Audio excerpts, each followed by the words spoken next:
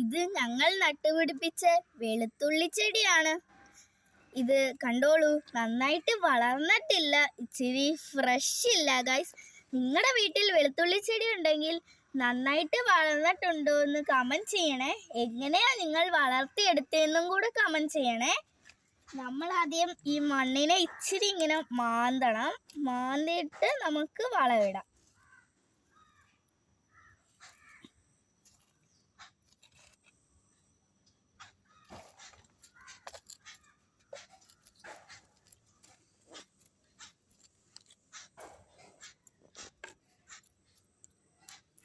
നമ്മളിപ്പോൾ ഈ മണ്ണെല്ലാം നന്നായിട്ട് മാന്തിയിട്ടുണ്ട്. ഞാനിപ്പോൾ ചാണകപ്പൊടിയാണ് ഇടുന്നത്. എല്ലാ സ്ഥലത്തും നന്നായിട്ട് ചാണകപ്പൊടി ഇടണം.